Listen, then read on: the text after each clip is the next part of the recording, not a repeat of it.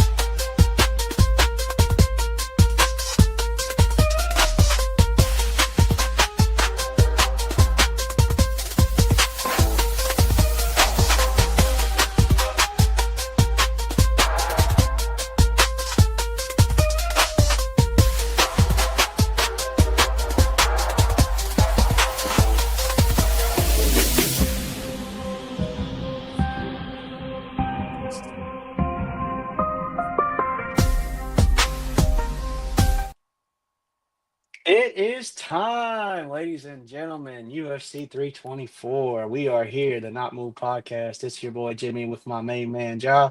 Yeah. And today we are finally breaking down the new era, as you can see, man. Paramount Plus, new deals. Although, funnily enough, Justin Gaethje in one of his interviews said he ain't getting paid any more than he normally would if this was a pay-per-view card. Which, I mean, who knows? That money situation, Obviously. you Oh never no, he's the really main know. eventer. Yeah, which is crazy. He's getting main event pay. Yeah, but he's just saying like it's not any more than what it would have been if it was a pay-per-view. You know what I mean? Because that was Yeah. like the whole thing that they're like, oh, they make this $1 billion deal. The fighters are gonna get paid more. According to Justin, he ain't his pay has not increased, but that's yet to be seen. I mean, he hasn't fought yet, so Yeah, yeah, yeah. We haven't worked out none of the because things as yet. a main eventer, he gets percentages of the main event. So that's. Yeah, but you don't get that no more since there's no pay-per-view. You don't. Yeah, it's a subscription thing now, bro. Yeah, so you don't get the extra pay. It's no, they'll have extra pay, but it won't be based off of pay-per-view buys because there's no more pay-per-view buys. It'll be based off of viewership and viewers watched. Probably, more than So likely. yeah, I mean, and the winner gets the bulk of it. So win. Yeah, we'll see. We'll see how it works out. I'm sure the analytic nerds will get into it, but we don't care about those type of numbers. What we care about is who's winning these fights, man. Who's winning the scraps. And these first couple fights are kind of like, but it picks up pretty fast on fight four, and it doesn't stop. To be honest. Yeah, yeah. I mean, the early prelims is but when you get to the prelims, there's some fights in the prelims. Honestly, I look at we could get to them, but when I look at it, I feel like it better. It's closer than you think. People may think. Oh yeah, man. Some of these are wide margins too. Some of them are close. Yeah, Uh, there's a couple. There's one dog I like on the prelims, especially, but it's a 50-50 fight, man. We'll get to that in a second, but let's do the definitely. first. Let's run it from the top. The first one, Todd So the Miller. first fight is Todd Miller versus Adam Fliggett, and this is a fight for Todd. They're feeding the older guy to the younger prospect, trying to build up the younger prospect. I mean, that's just simply that. I think this stays on the ground, and Todd Miller. I hope he gets the knockout. He should get the knockout. Yeah, I agree. Oh, also, we are gonna. I am going to be keeping record of how well we do on these predictions, bro. Okay. Yeah, yeah, yeah. So you got Todd Miller by what? Knockout or Yeah. points? We'll do Knockout or it's not knockout, dominant decision.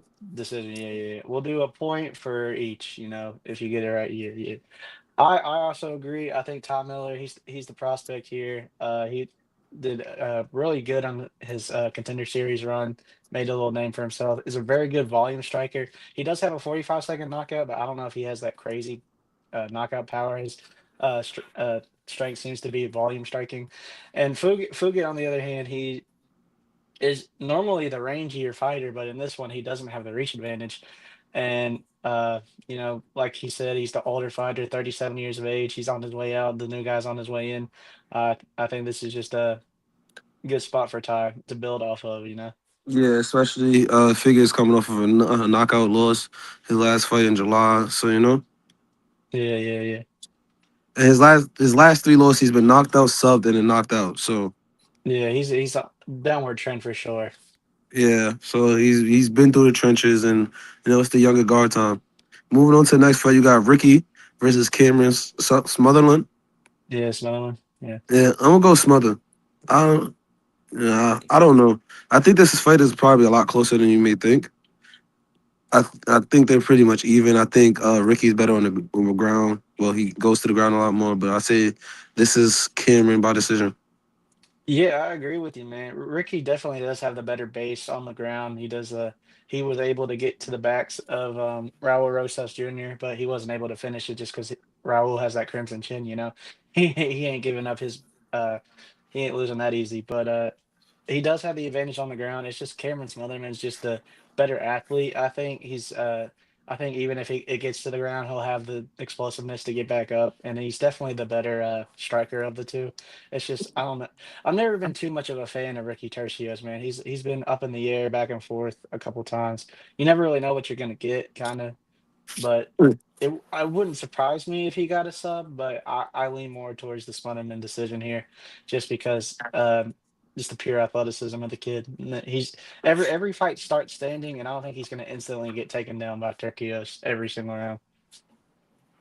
I think if it probably for round one, he'll get straight to the ground, and after that, he'll be able to work his way up. I don't think he'll be on the Yeah, ground. I think Turkios probably wins one round, but Smotherman inks out like a 29-28 decision. Yeah, Honestly, yeah, I see the same. Next is Josh Hoykett versus okay. Denzel Freeman, and it's the heavyweights. You never know what to expect. I think Josh can win this. I feel confident saying Josh can win. But then again, it's Mhm. a heavyweight. Next thing you know, he get knocked out in 30 seconds. So I'm gonna just go Josh. You're gonna go Josh. I'm also taking Josh Hokett here. Both of these guys are wrestlers. Josh Hokett is the better wrestler. It's just Denzel Freeman's the more passive guy. He kind of like lets stuff happen more. And Josh Hokett's in a aggressive. He's the heavyweight Colby basically now. That's what he's trying to be the bad guy, do the villain thing. If you ever see any of his post press fights, he says some wild stuff. He was even practice. He has a book that he's carrying around right now. It's like the book of idioms. It's just him. It's just some wild stuff. I don't know what he's doing, but It ain't suspect working. Josh. Yeah, he's a good wrestler too. But this is the first time he's actually gone up against a wrestler. But what Hokit does is he does the ground and pound on the ground. Like he gets you to the ground, then he like punt like ground and pounds, you know, and he like forces you to make a decision whether you're gonna either uh block and get open yourself up to get subbed or not. So I think Hokit wins by finish. I don't know whether it'd be ground and pound KO or he finds a submission, but I'm going Hokit, and you'll hear something crazy on the mic. Next is Alexander Henderson versus Michael Johnson. This fight Uh is nuts, yeah. nuts. I see Alexander winning in the third round, squeaking in a submission. I see him just Mm. squeaking in a submission. Okay, okay. Hernandez definitely does have the edge on the ground for sure, for sure. Yeah. Johnston, listen, Michael Johnson, he's 60, what, he's 16 and 15, right? That's his record, if I 20, remember right. 25 and 19. 25 and oh, that's the other. That's Okay, yeah, that's yeah, John Michael Johnson's 25 and 19. okay. Alexander's 18-8. Okay, he might be 16 and 15 in the year. I don't know what Oh, in the it's just. UFC probably. Yeah, he's bro, but he's exciting. He's a fun striker. He's fast. I know he's up there in age, but I mean he has the reach advantage, I'm pretty sure.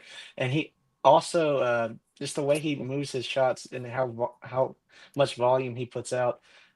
And the Hernandez, power. well, he doesn't really have the power that Hernandez had. Hernandez Yeah, but he has don't have that the. But Michael has. swing. It's not like crazy, but it's sneaky. Like he can catch you. Yeah, yeah, yeah. He Yeah. can catch you for sure. I lean Michael Johnson decision in this just because I don't know. I like how he moves. I like the pace he puts on, but he could get caught by Hernandez. If Hernandez wants to make him like do the takedown, make him think about the takedown, he could get opened up and get his head taken off. But I don't want to give up on Michael Johnson yet, man. I like Michael Johnson. He's a fun fighter to watch, and this fight will be all action. Yeah, I think it's gonna be a great fight, and that's why I say I think he's gonna sneak it in. Like it's gonna be like he may be down a bit. He has to find a way out, and then he sneaks in a crazy arm ball, a gilly or something like that. That's what I just see. No, I hear Just you. I hear you. not saying literally those, but he sneaks something in. Yeah, yeah, yeah. That's the first disagreement of all of this. First of the year. next, First of the year. next is Alex Perez. I think this is going to be a good fight. Alex Perez versus Charles Johnson. Oh, banger. Yeah, I think Absolute it's going to banger. be a great fight. I'm gonna take Perez because I think he's better on Mm, the ground. mm. Just Back to simply. back. Disagreeing again, man. I like Charles Johnson. This is a make or break fight for Charles Johnson, right? He's got the knockout over Josh Van. It's either is he going to be the perennial gatekeeper at flyweight, or is this his time to finally push into the top 15, man? And I don't know. I like Charles Johnson in this fight. The way he sticks and moves. Perez definitely does have the threat on the ground, but Charles is good all over. He's vetted in the sport. He's kind of been a late bloomer, finally coming into his own. I lean Johnson in this fight, and he's got them long arms. If Perez shoots in, he might be able to jump the guillotine. I mean, if you're a degenerate and want to put Johnson by sub, you do that. But I'm just going Johnson probably on the cards. I think Charles Johnson Interesting. wins this fight. Interesting. Next is Nikita Kovalov versus Krylov, yeah. yeah versus Monstras Modestus Bukauskas. Modestus. I always said his name wrong, No, you're and good, brother. Koskis is crazy.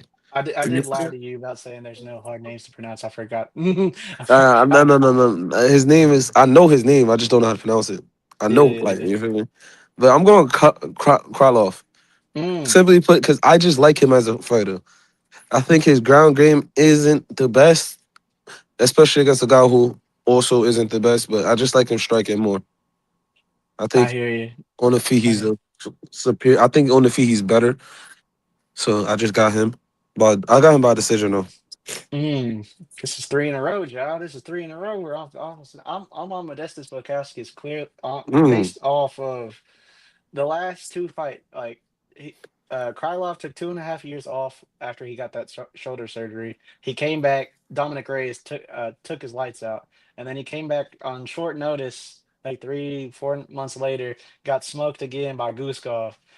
I think it's over for him, man. I think once that chin goes, it's gone, and I think Hey, Bukowskis takes his chin again, and I bro changed it with Tom Aspinall, man. Like and like this is the resurgence of Modestus. This is his second time. Like he's on his second run. He's been doing great ever since he came back, and I kind of learned to become a fan of his, man. And he puts on good performances. So I'm going Bukowski's KO.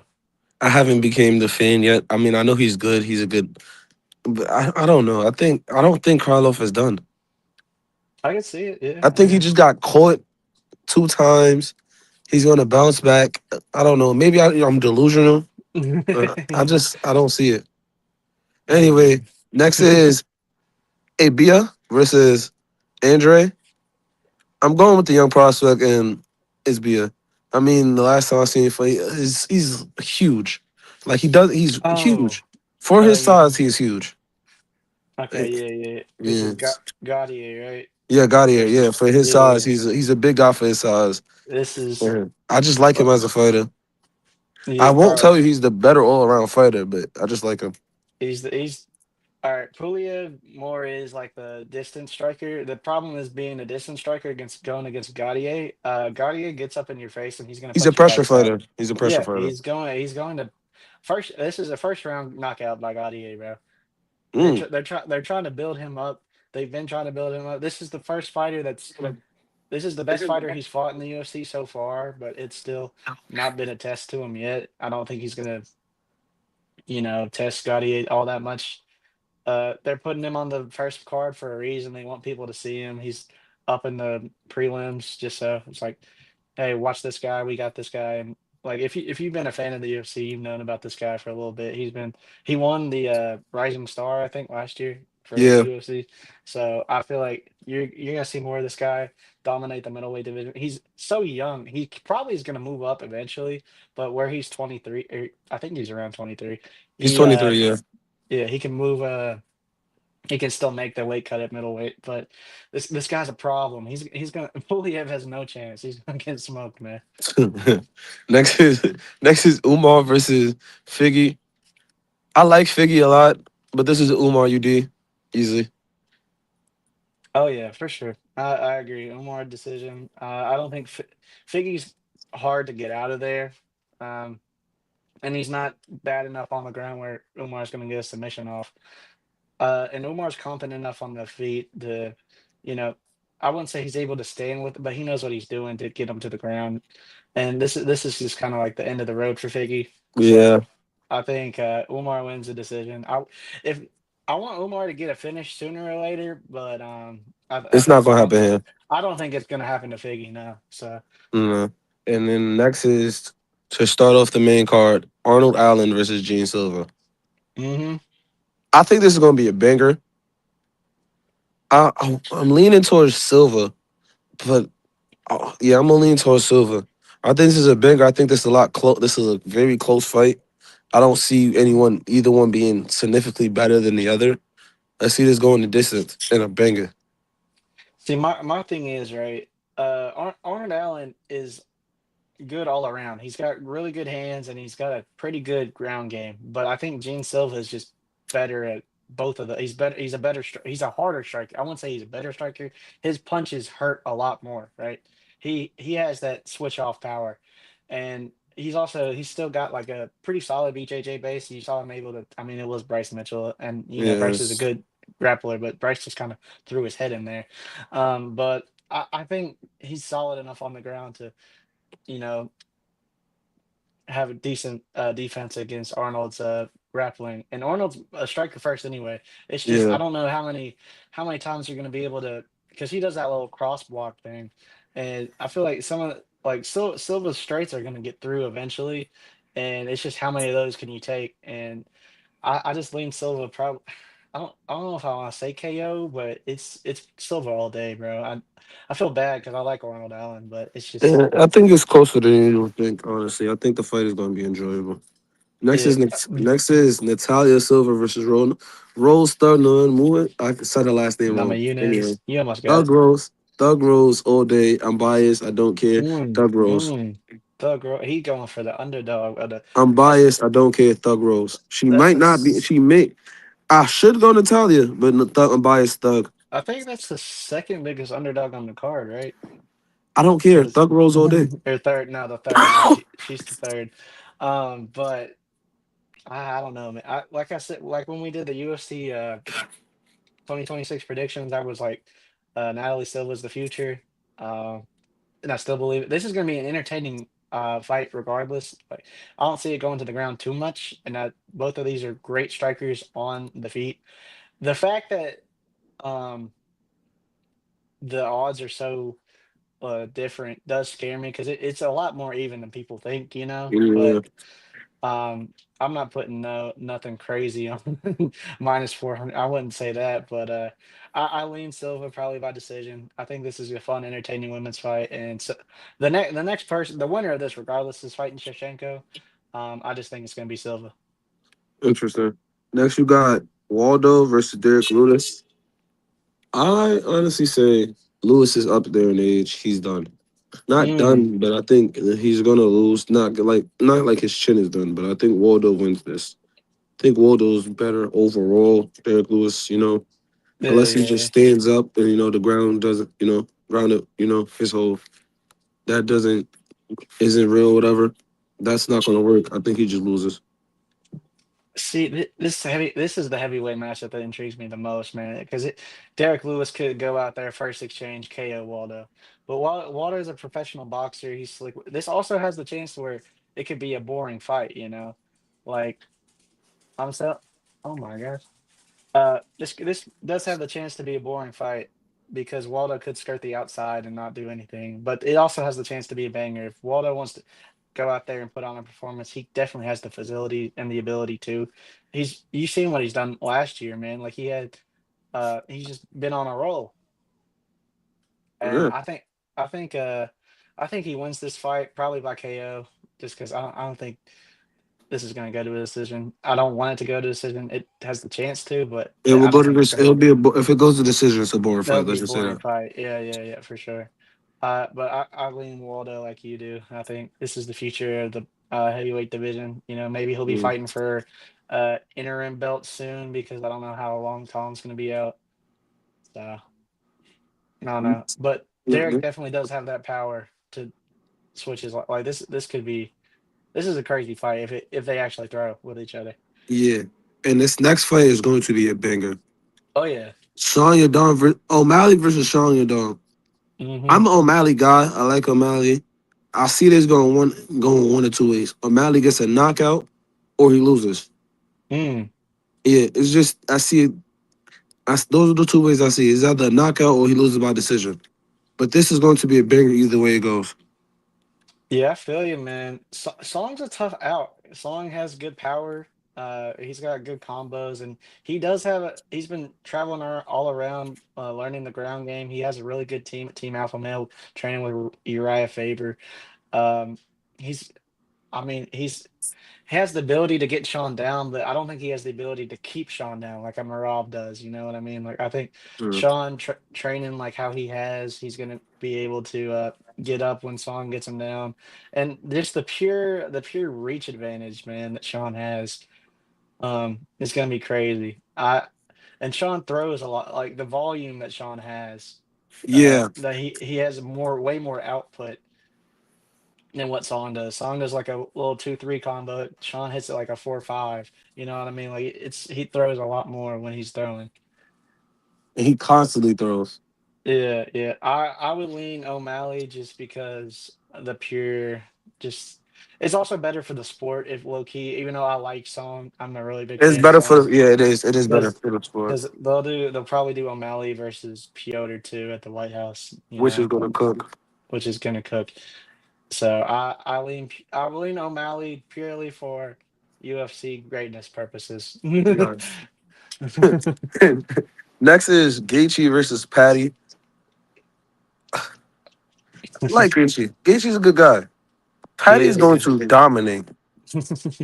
Like, So what's that I thing don't, say? New era, brother. New yeah, era. I don't see Gaethje throws too wild. Patty is very more calm when on the feet, and he's superior. But Superior on the ground. yeah, like it's not even close on the ground. Not I even think if close. Patty wants to, he could keep the ground on. He could keep it on the ground for 5 rounds and throw the whole fight like Patty can, and still win.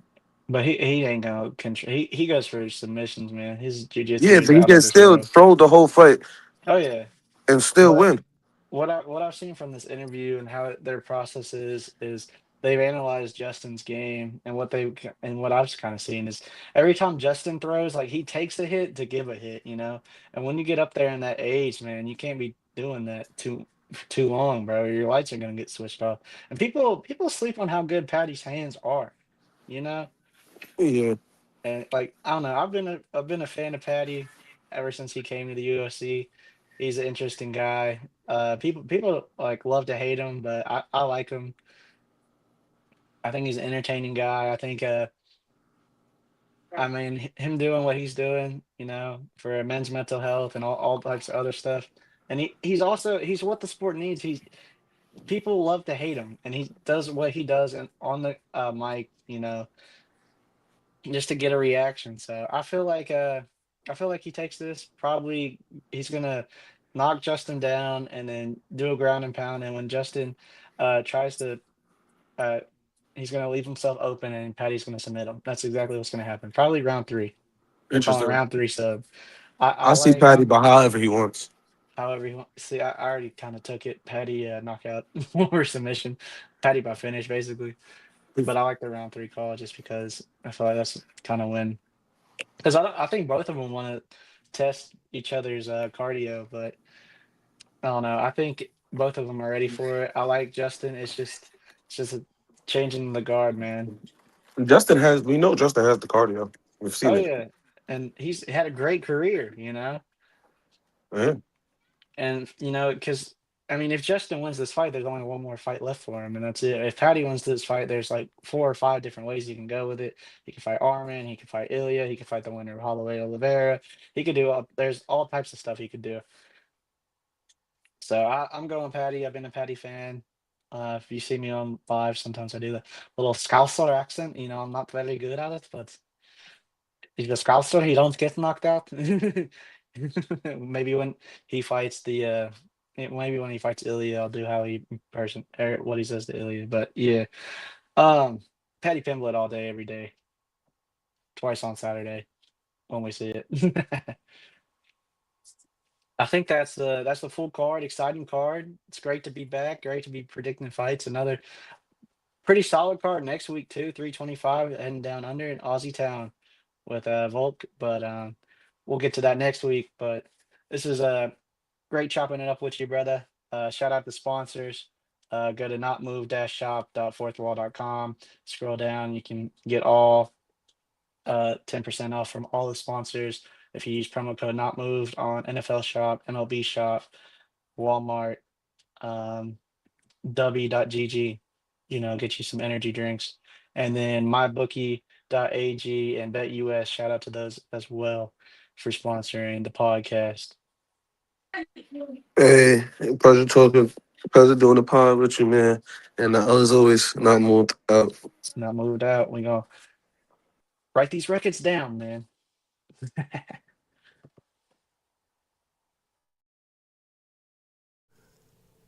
This non-casual podcast may not be reproduced, retransmitted, or reused without the authorized written consent of the Not Move Podcast Network. Thank you, and we hope you enjoyed today's broadcast.